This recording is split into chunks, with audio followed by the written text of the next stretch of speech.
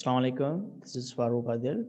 Today we will discuss the chapter number 1 of physics first year in textbook for Jan Shorop. The chapter name is heat. So basically there are different definitions of heat given by different scientists. बहुत सारी definition आ चुकी हैं, बहुत सारे concepts हैं heat के बारे में, बट जो सबसे पहले कॉन्सेप्ट आया था वो ये था कि heat is a fluid like substance which carried by every body. जैसे कि हीट का जो पहला कॉन्सेप्ट था वो ये बताया गया था कि एक वेटलेस फ्लूइड है। हीट जो है वो उसको नाम देते हैं कैलोरिक, इसको हम कैलोरिक थ्योरी भी कहते हैं, जो कि अब ऑब्सोलीट हो चुकी है, जो कि एक फेल्ड थ्योरी है जो चैलेंज की थी रमफोर्ड ने। उसमें ये कहा गया था कि जो हीट है वो किसी भी सब्सटेंस की जो है वो इंटरनल प्रॉपर्टी होती है। वो अगर निकलती है heat if excluding from any body, तो वो बॉडी जो है वो कॉन्ट्रैक्ट हो जाती है, और अगर if anybody gains heat then it will be expanded. So इस थ्योरी को रमफोर्ड साइंटिस्ट ने रिजेक्ट किया था, चैलेंज किया था। उसने एक एक्सपेरिमेंट किया था, वो काम करता था तोप जो बनाते हैं उस फैक्ट्री में। उन तोप बनाने वाली फैक्ट्री में ये हम देख सकते हैं यहाँ पे ये कि एक हमारे यहाँ देख सकते हैं कि एक ड्रिल मशीन है, जिससे हम ये तोप के अंदर जो सुराख बनता है, जो होल होता है, जिसको हम कैनन बैरल्स कहते हैं, जो तोप की नाल बनती है, तो उसको बनाने के लिए ड्रिल मशीन से सुराख किए जाते थे।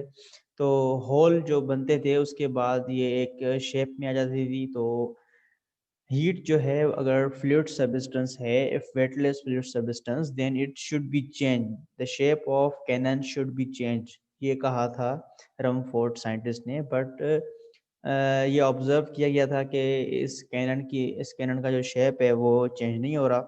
Then he propose that heat जो है वो एक कैलोरिक या फ्लूइड लाइक सब्सटेंस नहीं है। Then he experimented by himself, कि उसने एक डल जो है वो ड्रिल यहाँ पे रख दी, जिससे उसने इस कैनन को जो है होल करना शुरू कर दिया।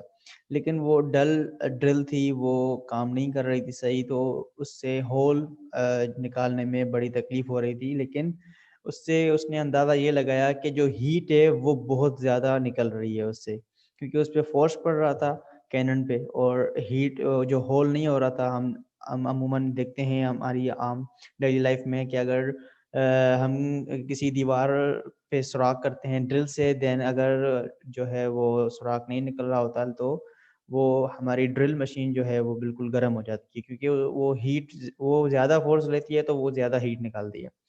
तो उसने भी ऐसा ही कुछ एक्सपेरिमेंट किया, और उसने कहा कि जो हीट यहाँ पे निकल रही है, जो एक्सक्लूड हो रही है, वो इस ड्रिल की वजह से हो रही है, ना कि इसकी जो तोप की अपनी जो हीट है वो निकल रही है।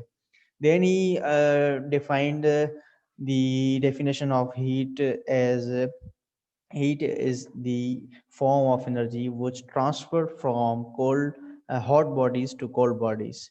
कि हीट जो है वो एक फॉर्म ऑफ एनर्जी है जो कि ट्रांसफ़र होता है ड्यू टू टेम्परेचर डिफरेंसेस की वजह से। अच्छा, तो यहाँ पे सारे जो हैं वो चीज़ें एटम से बनी होती हैं, और एटम जो हैं वो मूव करते हैं, इवन सॉलिड में वाइब्रेट करते हैं। अगर हम फोर्स लगेंगे किसी सॉलिड पे, लाइक हम दीवार पे हथौड़ा मार रहे हैं, then it will also produce heat. तो यहाँ पे ये सॉलिड है, सॉलिड में वाइब्रेट करते हैं एटम्स, लिक्विड में फ्लो करते हैं, और गैस में फ्रीली मूव करते हैं। तो बेसिकली हीट की जो डेफिनेशन आई वो ये क्या थी कि हीट जो है वो फ्लो ऑफ एनर्जी है ड्यू टू टेम्परेचर डिफरेंसेस। अच्छा, अब हीट जो है वो अगर हम किसी चीज़ गर्म चीज़ को हाथ लगाएं, तो हमें क्या पता चलता है? हमें सिर्फ यही पता चलता है कि भाई ये गर्म है या फिर ठंडी है। लेकिन डिग्री ऑफ जो है वो कि कितनी गर्म है, किस तरह हम उसको मेजर कर सकते हैं, तो उसके लिए हम एक पर्टिकुलर टर्मिनोलॉजी हम यूज़ करते हैं कि टेम्परेचर। टेम्परेचर बेसिकली जो है वो मेजर करता है कि हीट की कितनी क्वांटिटी है, हीट कितनी डिग्रीज है, उसके लिए डिफरेंट जो है हमारे पास पैरामीटर हैं मेजर करने के लिए। टेम्परेचर बेसिकली हम तीन जो हैं वो यूनिट्स में मेजर करते हैं। एक डिग्री है, डिग्री सेंटीग्रेड है, एक फ़ारेनहाइट स्केल है, एक केल्विन स्केल है। ये डिफरेंट स्केल्स हैं, डिफरेंट साइंसदानों ने दिए हैं, डिफरेंट उनकी जो है रीडिंग्स आती हैं, लेकिन हम तीनों को अगर एक साथ रखते हैं एब्सोल्यूट ज़ीरो पे, या जहाँ पे वाटर फ्रीज होता है 0 डिग्री सेंटीग्रेड पे, तो वहाँ पे जो हमारे केल्विन स्केल की जो वैल्यू आती है वो 273.15 केल्विन आती है। और हमारा 0 डिग्री सेंटीग्रेड वाटर फ्रीज होता है, और उस पे हमारा जो फ़ारेनहाइट स्केल की वैल्यू आती है वो 32 फ़ारेनहाइट आती है। और इससे हम एक रिलेशन भी बनाते हैं इन तीनों के दरमियान कि हम किस तरह डिग्री ऑफ हॉटनेस या डिग्री ऑफ कोल्डनेस हम मेजर कर सकते हैं टेम्परेचर के थ्रू। हीट जो है वो मेजर की जाती है, टेम्परेचर हम उसको कहते हैं। बेसिकली जो हीट है वो हमारे पास जो ओनली सोर्स ऑफ हीट है वो सन ही है। सन से हम एनर्जी लेते हैं। बेसिकली एनर्जी जो हम लेते हैं, हम वार्म हो जाते हैं, वी गेट वार्म, और जब हम वार्म हो जाते हैं तो वो जो एनर्जी हम गेन करते हैं सूरज से, then it will be converted into our internal energy. Internal energy जो हमारी है हमारी बॉडी की, वो sum of kinetic energy plus sum of potential energy है। तो काइनेटिक एनर्जी क्या है? जो मोशन से आती है, जो मूवमेंट ऑफ पार्टिकल से होती है, प्रोड्यूस होती है। और पोटेंशियल एनर्जी क्या है? जो किसी डिस्टेंस या हाइट की वजह से जो हमारे बॉडी में प्रोड्यूस होती है। और उसके बाद जो हम अगर गेन करते हैं सन से energy, then that energy converted into our internal energy. Internal energy हमारी जो है वो इंक्रीज हो जाती है और हम वार्म फील करते हैं। इसी तरह अगर in winter when we sit close to any heater, और किसी भी हम जो है ना वो हीटर के पास बैठते हैं, तो हम हमारी जो है बॉडी वो वार्म हो जाती है। वो क्यों होती है वार्म? वो इस वजह से ही वार्म होती है क्योंकि हमारी जो इंटरनल एनर्जी है वो इंक्रीज हो जाती है। वो इंक्रीज क्यों होती है? क्योंकि हम एनर्जी गेन करते हैं, हमारी बॉडी कोल्ड होती है, और हीटर जो है वो सोर्स होता है एनर्जी का।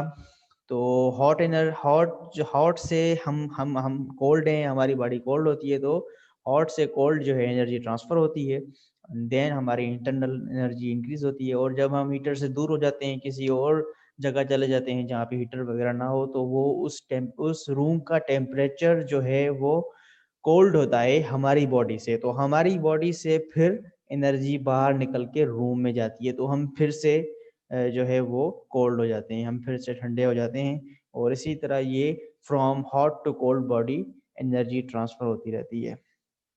तो ये फॉर्म्स ऑफ हीट ट्रांसफर हैं।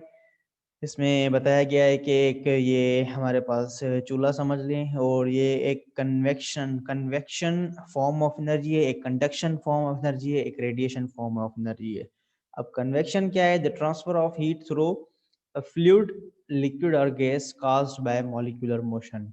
अब जैसे ही हमने एक बर्तन रखा है किसी चूल्हे के ऊपर, तो उसमें अगर पानी है, तो उसमें पानी के जो मॉलिक्यूल्स हैं वो नीचे से गर्म होंगे, जो गर्म होते जाएंगे वो ऊपर चले जाएंगे, और जो ठंडे वाले होंगे वो फिर ऊपर से नीचे आएंगे। तो इसी तरह ये एक प्रोसेस होता है। पानी जैसे गर्म होता है, हम जैसे देखते हैं जैसे ही पानी गर्म होता जाता है तो नीचे से ऊपर बबल्स आना शुरू हो जाते हैं। तो वो मॉलिक्यूल्स होते हैं बेसिकली पानी के, वाटर के, लिक्विड के मॉलिक्यूल्स होते हैं। तो वो गर्म हो जाते हैं, तो वो ऊपर चले जाते हैं, वो एनर्जी गेन करते हैं बेसिकली, क्योंकि वो पहले ठंडे हैं। तो उसके बाद जैसे ही नीचे एक सोर्स है, उनके पास एक चूल्हा है, उस पे आ गए, तो उनसे सोर्स लेते हैं, एनर्जी लेते हैं, एनर्जी गेन करके वो ऊपर चले जाते हैं, क्योंकि उनका वेट बढ़ जाता है, वो एक्सपांड हो जाते हैं। उसके बाद एक कंडक्शन आती है, जिसमें ये डायरेक्ट हमारा जो है वो किसी मेटल का या किसी का भी ये हैंडल है, तो वो हमारा डायरेक्ट एनर्जी, हीट एनर्जी से जो है वो हमारा सब्सटेंस गर्म हो जाता है, वो हीट कंडक्ट करता है, और वो रेड हो गया है, यहाँ पे देख सकते हैं आप। And other form of energy is radiation, जो हम सन से भी लेते हैं, हम रेडिएशन के फॉर्म में हम एनर्जी गेन करते हैं सन से। तो ये तीनों फॉर्म ऑफ हीट ट्रांसफर हैं। उसके बाद ये रिलेशनशिप है, मैंने बताया आपको कि इन तीनों जो है वो यूनिट्स जो हैं हमारे स्केल्स जो हैं टेम्परेचर मेजर करने के, इनके तीनों में रिलेशन है कि ये किस जगह पे इक्वल होते हैं, तो वो फार्मूला है इनका अलग से।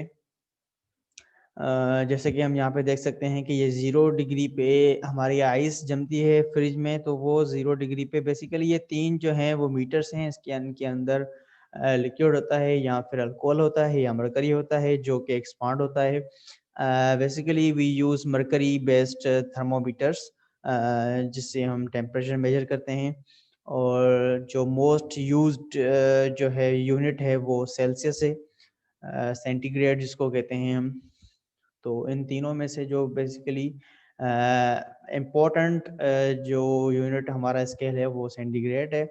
वो 0 डिग्री सेंटीग्रेड पे हमारी बर्फ़ जमती है और 100 डिग्री सेंटीग्रेड पे हमारी बॉइलिंग पॉइंट ऑफ वाटर है। तो ये 100 डिग्री सेल्सियस इक्वल है 180 फ़ारेनहाइट डिग्रीज के और 100 केल्विन्स के। और केल्विन जो स्टार्ट होता है वो 273 से होता है, हमारे 0 डिग्री होती है, और केल्विन जो होता है वो 273 होता है बेसिकली। और इन तीनों के लिए जो है वो रिलेशन भी है एक, वो हम आगे चल के पढ़ेंगे और कुछ क्वेश्चंस भी करेंगे। ये हमारा पहला लेक्चर था, इंट्रोडक्शन था फिज़िक्स फर्स्ट ईयर का, और इसके आगे हम और लेक्चर्स भी देंगे इंशाल्लाह। Thank you so much.